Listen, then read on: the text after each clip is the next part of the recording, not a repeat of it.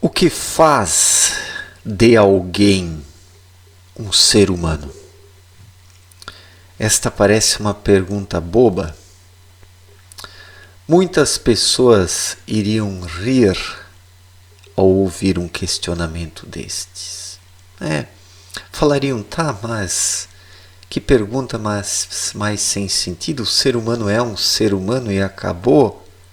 Nada torna ele ou deixa de torná-lo um ser humano, porque ele é um. Mas é um grande engano pensar assim. Porque o que faz de alguém um ser humano é o espírito desperto, com a sua vida intuitiva, com a sua conexão com planos mais elevados. É isso que faz de alguém um ser humano, porque, do contrário, ele não é um ser humano.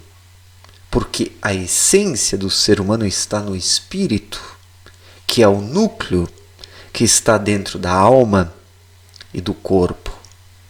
Quando o ser humano saiu do plano espiritual, ele atravessou inúmeras esferas. E cada esfera conferiu um invólucro a este núcleo. E assim ele foi coberto por vários invólucros. Esses invólucros são denominados de alma.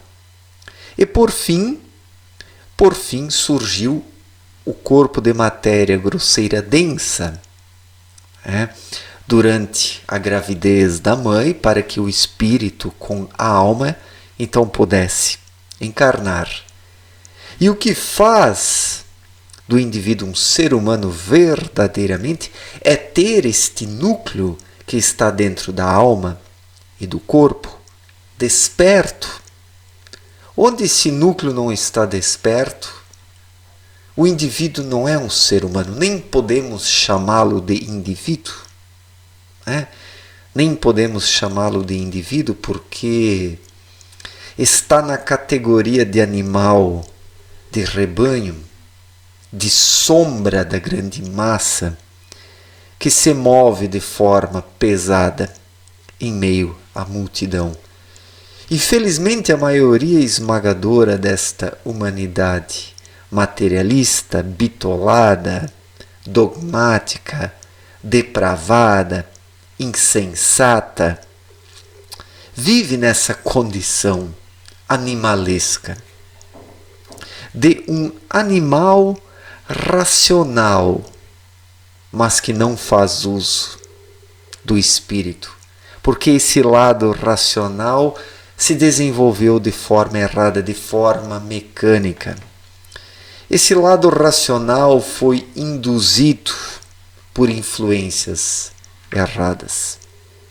Mas mesmo este lado racional tendo sido induzido por influências erradas, cabe a cada um a responsabilidade para não deixar-se induzir, para não cair nestes engodos conceituais, teóricos, ideológicos, dogmáticos, depravados, insensatos e inconsequentes. O ser humano tem o livre-arbítrio, que está na intuição. A intuição, quando minimamente desperta, identifica os erros, as tentativas de enganos e de desvios do caminho que surgem ao longo da caminhada. E onde ela está minimamente desperta, o ser humano sente dentro de si, nitidamente, quando algo busca afastá-lo do caminho.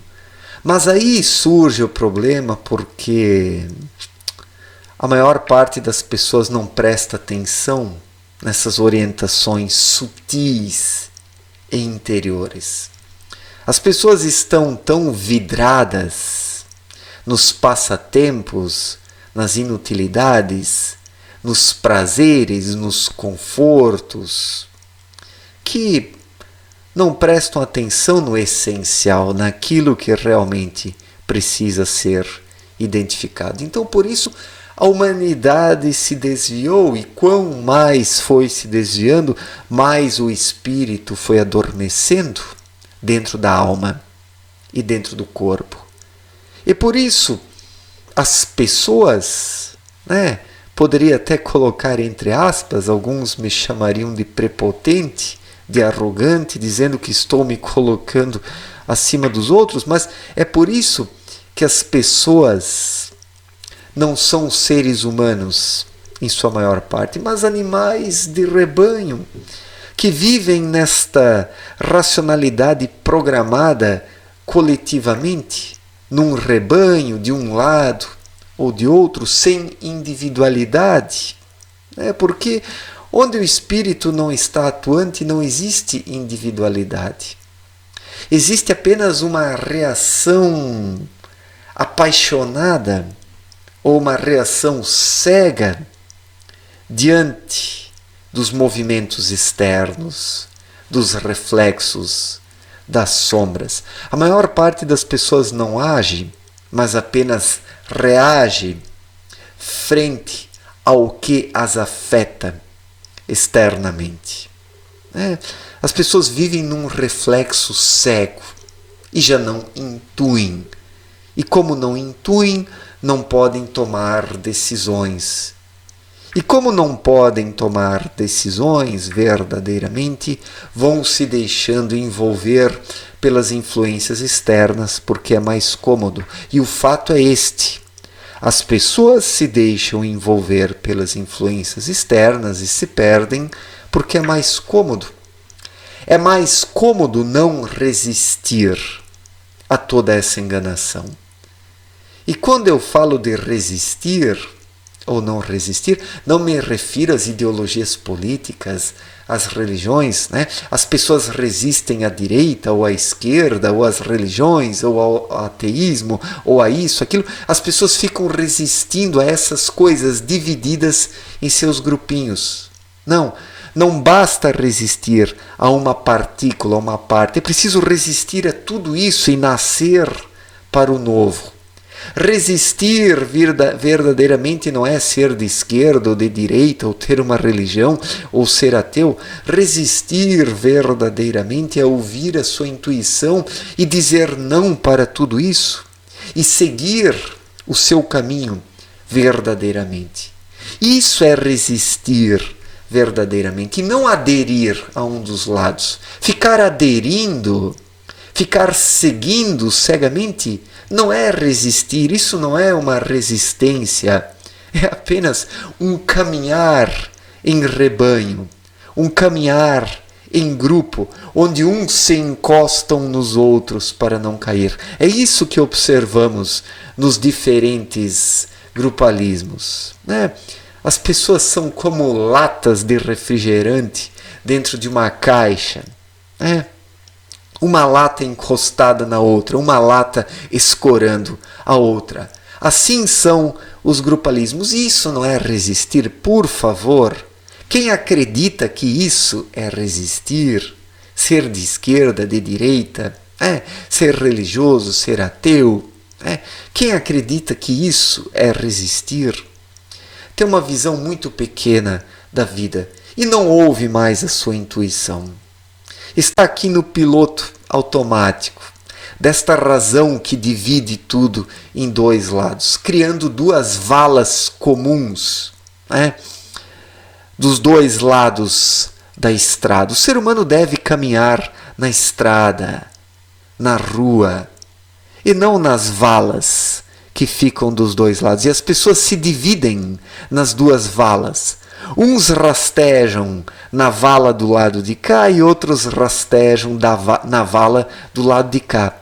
E os dois envalados, se é que existe esse termo, mas estes seres envalados nos diferentes lados ficam se atacando e perdem a oportunidade de levantar e caminhar com as próprias pernas na estrada, onde se dá a verdadeira caminhada. E a única coisa que pode indicar esta verdadeira caminhada é a intuição, é o espírito desperto. E é isso que faz do ser humano um ser humano. Se ele não tiver isso dentro dele, nitidamente, de forma clara, ele não é um ser humano. É apenas um indivíduo, é apenas um sujeito um sujeito de valo. Ele está no valo, do lado de cá ou do lado de lá, rastejando na valeta, na sarjeta existencial. E a maioria das pessoas está nessa. E por isso elas não são seres humanos, mas apenas animais de rebanho, animais de valo. São animais de valo. É meio chocante ouvir isso. É meio chocante ouvir isso. E eu confesso que também não é muito agradável falar isso de minha parte, mas é assim. Não adianta dizer que não. Vivemos numa era tão medíocre, tão pobre espiritualmente, que é isso que observamos. Pessoas nos dois valos. Pessoas nos dois valos.